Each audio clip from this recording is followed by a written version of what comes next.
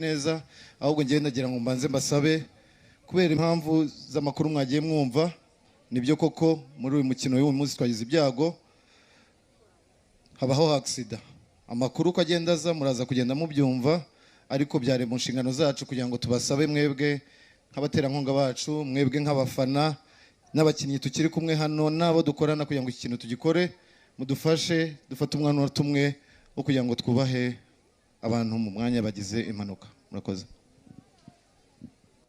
Ni inkuru itari nziza, ni inkuru ikomeje gushengura imitima y'abakunzi b'igare ndetse n'abakunzi ba siporo muri rusange, aho kuri iki cyumweru ku itariki 22 Gashyantare umwaka wa 2026 hamaze kuba impanuka imaze guhitana babiri kuri stage ya mbere cyangwa se ku nshuro ya mbere y'umunsi w'irushanwa. Ndagira ngo tubyinjiremo neza kugira ngo umenye ese byagenze bite, imodoka yagonze bano bantu byagenze bite kugira ngo iyi mpanuka ibe nkuko utangiye ubibona, ndetse n'umuyobozi wa Ferwacy abitangiye arimo arabivuga ko ubuyobozi bwa Tour du Rwanda bwatangaje ko abantu babiri baguye mu mpanuka y'imodoka zibanza imbere y'amagare, abandi batandatu barakomereka. Ni kuri iki cyumweru rero byabaye ku itariki 22 z'ukwezi kwa kabiri nibwo isiganwa mpuzamahanga rya Tour du Rwanda ryatangiye gukinwa. Etape ya mbere ikaba yaturukaga mu karere ka Gicumbi yerekeza mu karere ka Rwamagana. Mbere yuko abakinnyi rero bahaguruka ubundi tujye kwinjira umenye neza ese impanuka yabaye ryari, dore ko benshi bakurikiye live batigeze babona iyo mpanuka iba. Ni impanuka yabaye hari imodoka zibanza guhaguruka, za modoka z'aba sponsors cyangwa se abantu bamamaza mu irushanwa nibo babanje guhaguruka, bumva bagomba kugenda mbere y'amagare kugira ngo bagere naho bagomba guhagarara basetinge se abantu baza kureba service bakora, baza kugura ibyo cyangwa se kureba ni marketing nyine kugira ngo baze kureba abantu barimo barifatanya na Tour du Rwanda ese bakora iki. Nuko nguko byagenze rero. Izo modoka zagiye imbere yabo ariko byageze mu karere ka Kayonza, ni mu hara rwose ku ishyamba rya Gabiro muri biriya bice, niho imodoka imwe muri izo ngizo yataye umuhanda.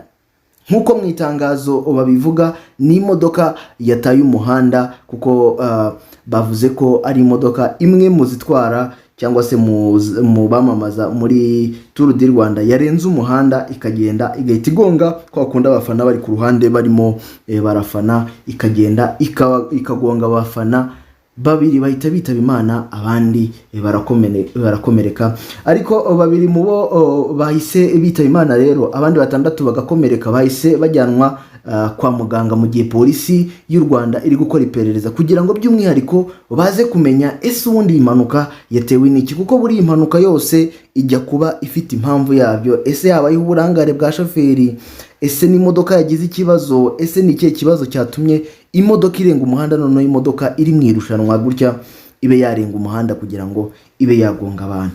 Rero nyuma y'isiganwa perezida w'ishyirahamwe ry'umukino w'amagare Ndayishimiye Samson yasabye abantu Rwamagana ko bafata umunota wo kuzirikana abo bitabye Imana. Ngira ngo dutangiye tubireba uko nabo babifashe rwose bakafata umwanya bakunamira abitabye Imana. Muyamabanga rero uhoraho muri Minisiteri ya Siporo kandi Basomingera yasabye abakoresha umuhanda kubahiriza amategeko y'umuhanda ndetse aganisha mu kuba abantu bakomeza kwirinda ubuzima bwabo, ariko anongeraho ko yihanganishije abagize ibyago. Mu magambo yagize ati twababajwe n'amakuru y'abantu babuze ubuzima muri aka gace ka Tour du Rwanda, ariko nanone tugasaba abakoresha umuhanda kwitonda n'abakurikira isiganwa kuba mu maso mu gihe abakinnyi cyangwa se barimo barashyigikira abakinnyi.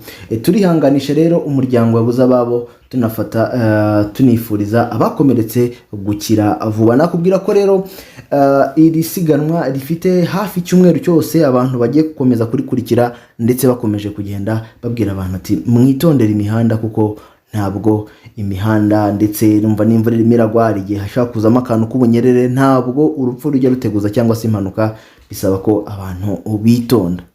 bw'umunsi gusa ubwo birumvikana n'abakirimo jiri kureba niba ibintu byose byabaye mu muhanda bikurikije amategeko, kubera ko ushobora no gusanga nk'ubu turi kuvuga ngo Itimar, ugasanga Itimar akora sprint yataye umurongo we akajya mu murongo wande w'umuntu. biri no mu bintu binatinza kugira ngo hatangwe ibihembo kuko ntabwo wakwambika umukinnyi umwambaro wamaze no kumuhemba yuriye podium ngo ujye gusubira inyuma uvuge ko ibyo bintu byabaye bitari byo. Kugeza ubu urutonde rw'agateganyo n'ubu Itima Einon akaba yakoresheje amasane n'amasegonda 5.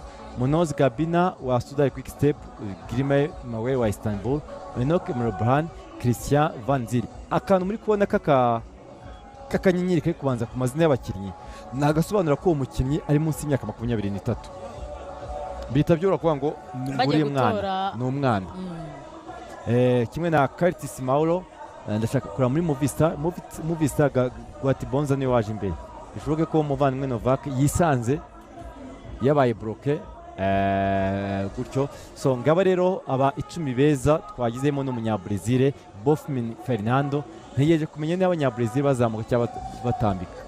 Gusa kugeza ubu kuba twabonye umwe ajya muri breakaway undi akaza mu 10, Brazil baratambika nabo mu bitambika ahubwo se ko iriya urageze ese ko Copacabana arazamuka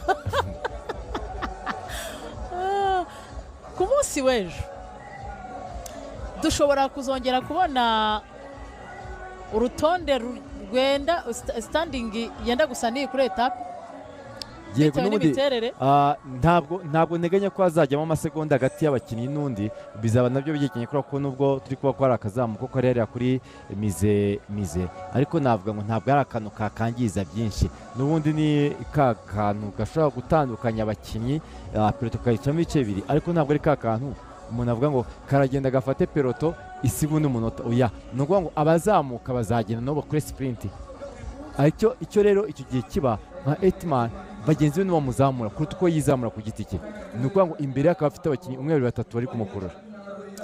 Nibyo rero izo ni incamake za etape ya mbere ya Tour du Rwanda yasorejwe hano mu karere ka Rwamagana. Ibi ni bimwe mu bihe by'ingenzi byaranze iyi etape ndende ya Tour du Rwanda 2026. N'ubundi baherukaga hano mu karere ka Rwamagana ihasoreza ni etape isorejwe mu karere ka Rwamagana ku nshuro ya 7 kuko hari yamaze gutambuka inshuro 6. Iyi nshuro ya 7 Tour du Rwanda etape isorejwe mu karere ka Rwamagana, ariko kandi ubibuka ko twigeze kugira ibihe hagurukiraga mu mujyi wa Kigali ikaza mu burasirazuba, ariko ubu noneho twabonye umuhanda mushya Rukomo ndetse turamanuka duca burasirazuba kugera inaha. Reka dukurikire umuyobozi wa Ferwafa.